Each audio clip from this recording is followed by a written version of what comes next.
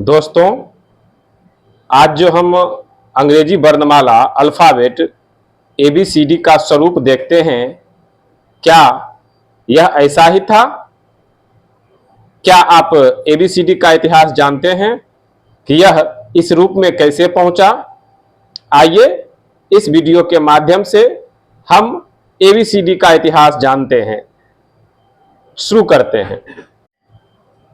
आज जो हम ABCD देखते हैं, यह किसी एक व्यक्ति या भाषा की देन नहीं है, बल्कि इसे यहाँ तक पहुँचने में हजारों वर्ष लगे और यह कई सभ्यताओं से होकर गुजरी है। सर्वप्रथम आपने मिस्र के प्राचीन सभ्यता के बारे में सुना होगा। आज से लगभग 2700 ईसा पूर्व मिस्र के लोग चित्रों के माध्यम से एक दूसरे से बात करते थे, जिसे चित्रलिपि या हायरोग्लिफ्स कहा जाता था। लेकिन चित्रों के माध्यम से बात करना काफी कठिन था। मिस्र की सभ्यता के बाद यह फोनिसियाई लोगों के पास पहुंचती है। फोनिसियाई लोग व्यापारी थे और व्यापार के सिलसिले में उनका एक जगह से दूसरी जगह आना जाना होता था। सर्वप्रथम उन्होंने ही इन चित्रों को साउंड के रूप में व्यक्त किया, ध्वनि के रूप में व्यक्त किया, और उस वक्त शुरुआत में मात्र 22 ध्वनि हुआ करते थे। फोनिसियाई लोगों ने बैल के सिर के लिए एलफ का प्रयोग किया, जो बाद में ए बना, और घर के लिए बेथ शब्द का प्रयोग किया, जो बाद में बी बना। लेकिन सबसे बड़ी दिक्कत यह थी कि फोनिसियाई लोगों के पास सिर्फ और सिर्फ कॉन्सोनेंट साउंड का ही ज्ञान था। उनके पास वॉवेल की कोई जानकारी नहीं थी। यह घटना 1000 ईसा पूर्व में घटित हुई। ठीक 200 वर्षों बाद 800 ईसा पूर्व यह यूनानियों के पास जा पहुंची, जिन्हें हम लोग आज ग्रीक के नाम से भी जानते हैं।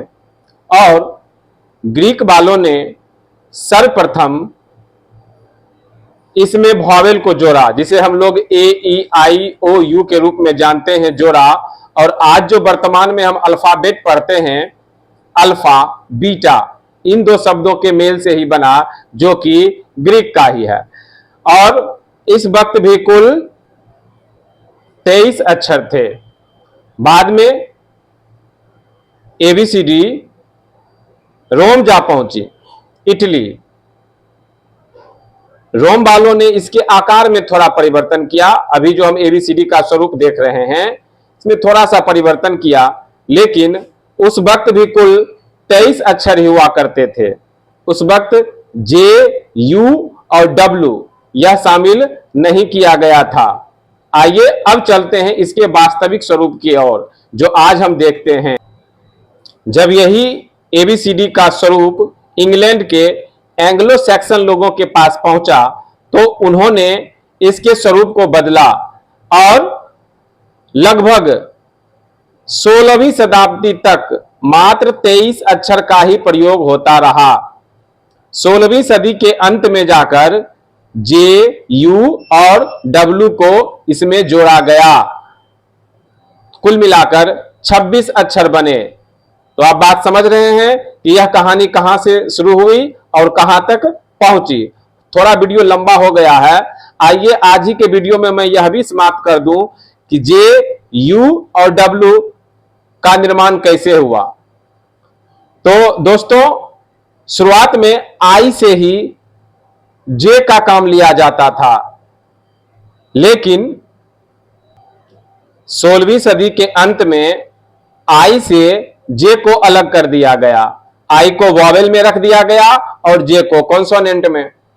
फिर U को भी दो भाग में बांटा गया, U वॉवेल और V कॉन्सोनेंट।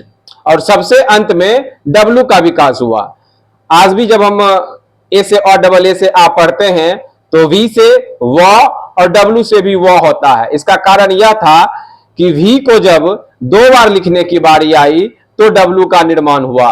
तो अब आप इसकी पूरी कहानी समझ गए होंगे कि कैसे एबीसीडी मिस्र से शुरू हुई, फोनिसियाई लोगों के पास से होती हुई यूनान पहुंची और यूनान से रोम पहुंची और रोम से होते हुए यह जब इंग्लैंड पहुंचती है तो वहां जाकर इसका पूरा स्वरूप बदल जाता है और सबसे अंत में जे यू और डब्ल्यू जुड़े। तो अगर आपको यह वीडियो पसंद आया है तो इसे लाइक करें, शेयर करें और जो भी अंग्रेजी सीखना चाहते हैं उन्हें उन तक यह वीडियो पहुंचाएं। और कल के वीडियो में हम फिर मिलते हैं साउंड के बारे में, एबीसीडी के बारे में और जानकारी लेकर। तब तक के लिए धन्यवाद।